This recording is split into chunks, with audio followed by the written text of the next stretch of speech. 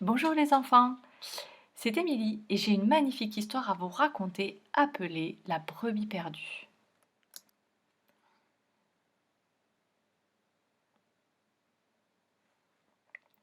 Aujourd'hui, le verset à mémoriser est dans Matthieu 28, verset 20.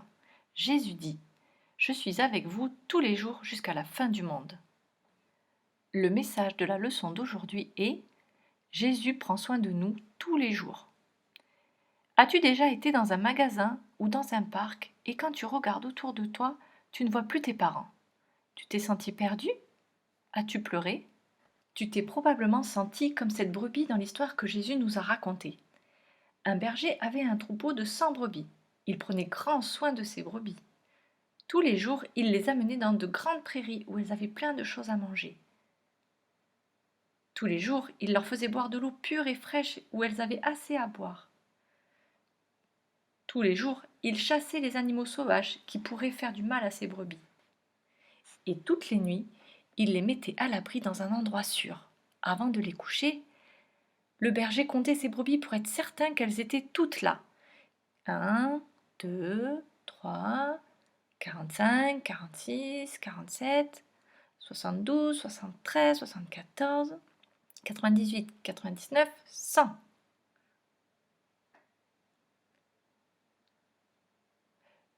Le berger comptait ses brebis tous les soirs parce qu'il aimait chacune d'entre elles et ses brebis se sentaient en sécurité. Mais une nuit, quand le berger comptait ses brebis, l'inquiétude se lit sur son visage. Quelque chose n'allait pas. Il compta à nouveau. 97, 98, 99. Il compta encore une fois pour être sûr. 97, 98, 99.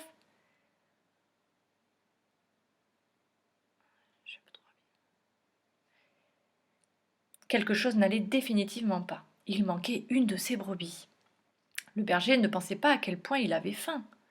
Il ne s'inquiéta pas de ses pieds douloureux. Il n'a pas dit: J'irai chercher cette brebis demain quand il fera plus nuit et que je serai moins fatigué. Il n'a pas dit: J'ai déjà 99 brebis, je n'ai pas vraiment besoin de la brebis qui manque. Pas du tout.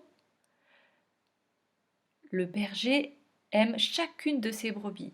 Il arrêta tout ce qu'il était en train de faire pour aller chercher la brebis qui s'était perdue. Chercher une brebis la nuit n'est pas facile. Le berger s'est cogné contre des cailloux. Aïe! Il s'est griffé avec des ronces. Ouille! Mais plus loin, il put entendre le cri d'une brebis effrayée qui pleurait. Bé! Bé! La pauvre brebis sentit qu'elle s'était perdue. Elle savait qu'elle ne serait en sécurité qu'en retournant avec le berger. Le berger suivant le son bé, bé, il savait qu'il était de plus en plus proche. Puis, à la lueur de la lune, il put voir la brebis coincée dans un buisson de ronces. Il alla la délivrer. Il ne fit pas attention que les ronces lui abîmaient les mains. Il voulait juste libérer sa brebis pour la ramener saine et sauve à la maison. Et une fois libérée, le berger mit la brebis sur ses épaules et la ramena à la maison. La brebis était lourde, mais le berger ne s'en souciait pas. Il était content d'avoir retrouvé sa brebis. La brebis était contente aussi. Elle savait qu'elle était en sécurité à nouveau, maintenant que le berger l'avait retrouvée. Jésus est notre berger et nous sommes ses brebis.